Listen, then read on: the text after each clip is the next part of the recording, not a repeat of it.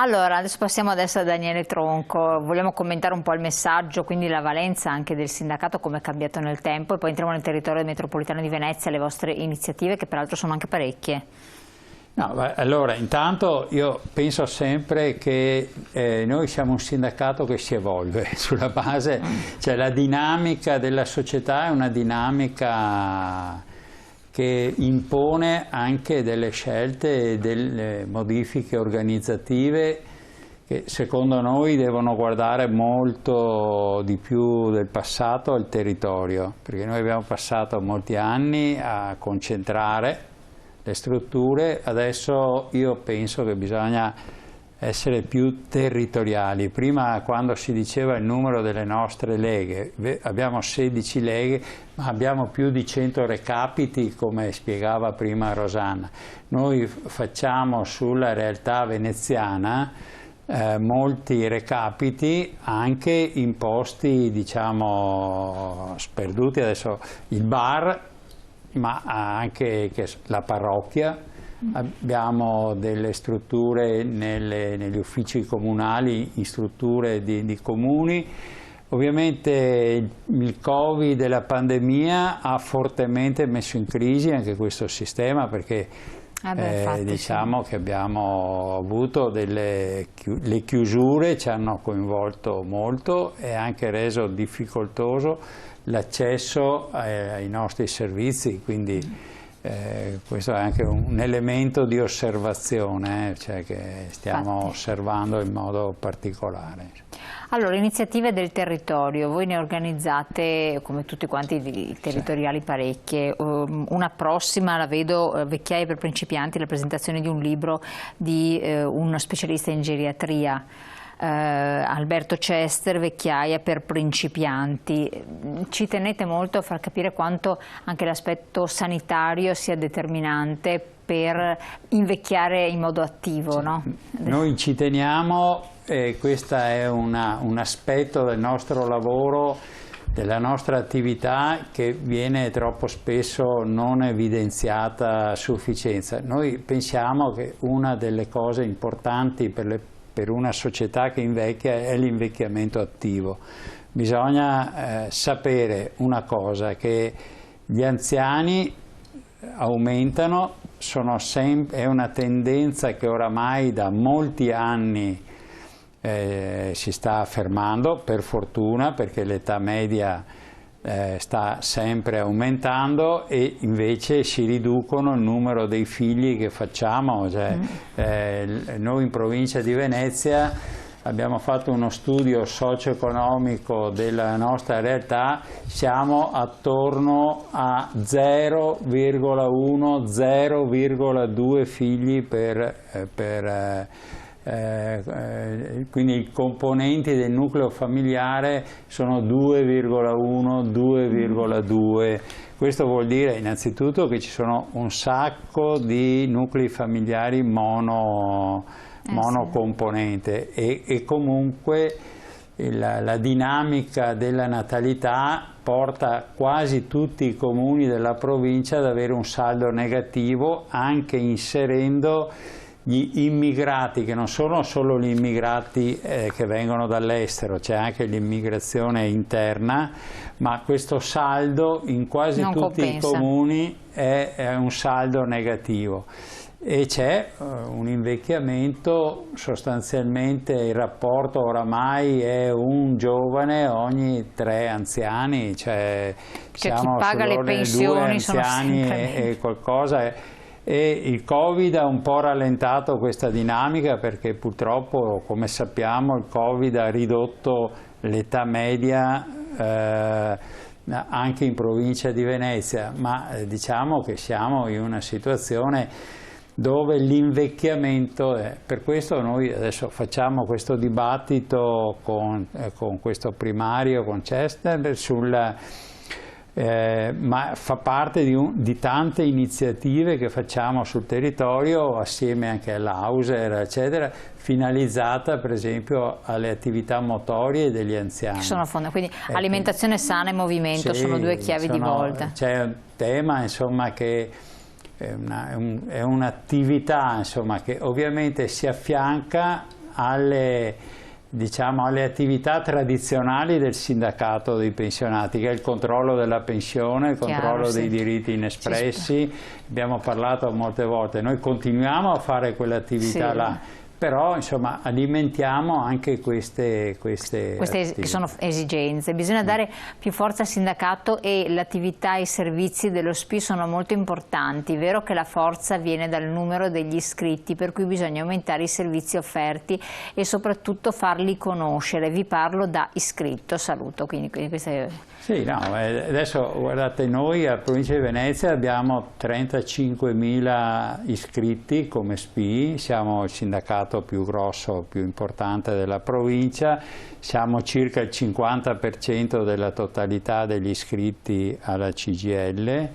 Abbiamo un trend di iscrizione che anche con il Covid ho visto che c'è stata anche una ripresa delle iscrizioni, perché siamo stati chiusi quasi tutto il 2020, e quindi abbiamo vuol dire che hanno riconosciuto i servizi offerti, insomma, sostanzialmente. Certo, diciamo che abbiamo, ripeto, il dato che ho detto prima sull'osservatorio testimonia che facciamo un lavoro che poi diciamo, si traduce anche in un sostegno alle persone rispetto alle richieste che vengono oggi dalla società, perché oggi, per esempio, faccio un esempio, la sanità, noi avevamo il fascicolo sanitario regionale, no?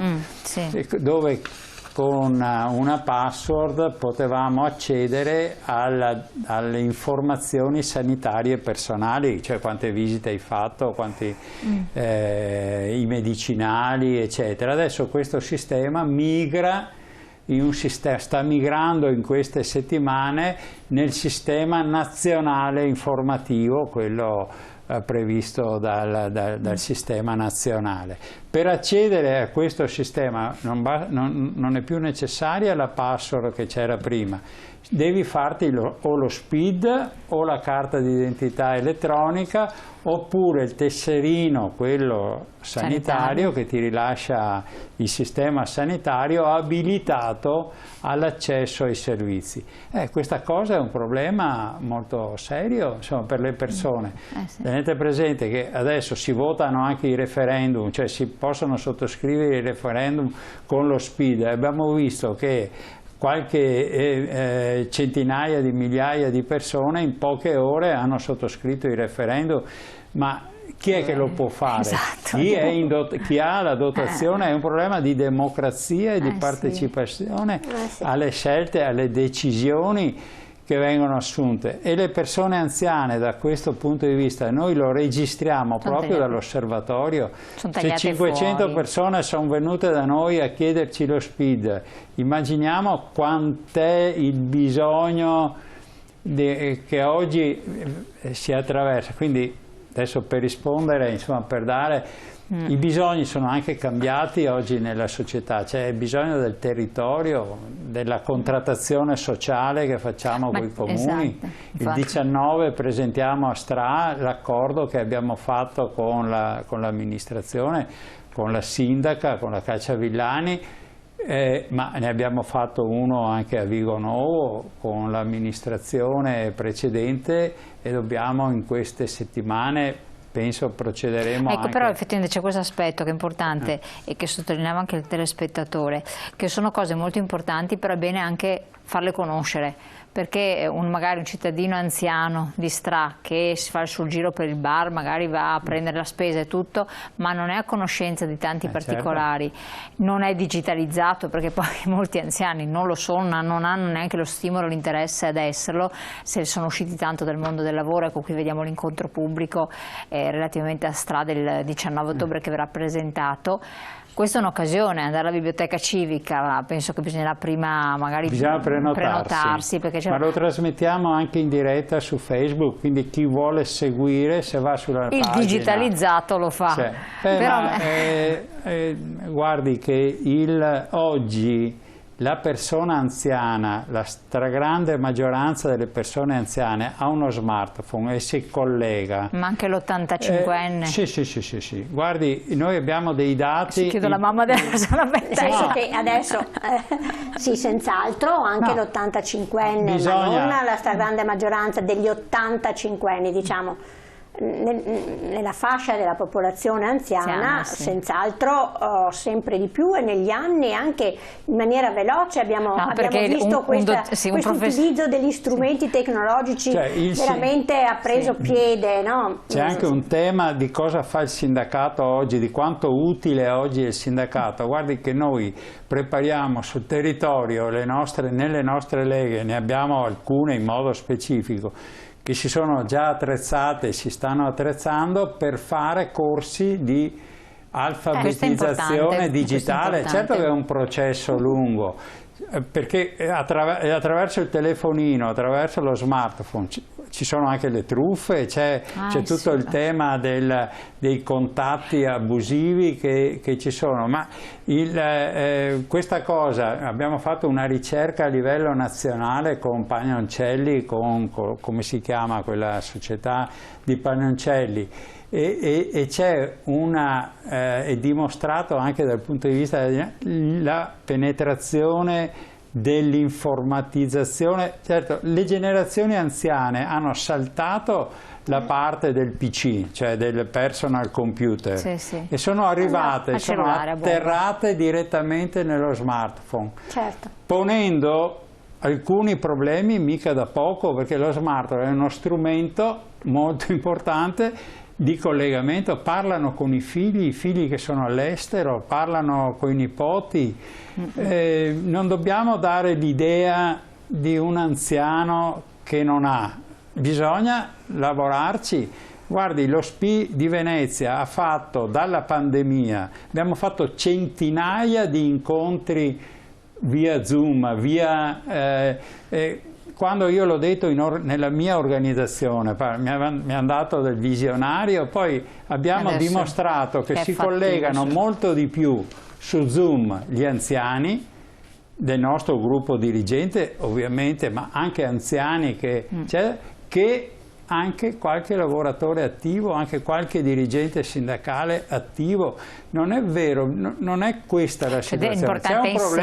C'è un problema perché i numeri sono alti, le persone anziane sono tante, e quindi è vero che c'è un problema, come ho detto prima, di democrazia digitale, di partecipazione, ma non diamo l'idea di un anziano che non ha gli strumenti. Ce li ha, bisogna insegnarli e bisognerà, perché tra l'altro la società va in quella direzione, e quindi se non stai su questo pezzo, un sindacato come il nostro deve stare anche su questo pezzo, perché noi abbiamo,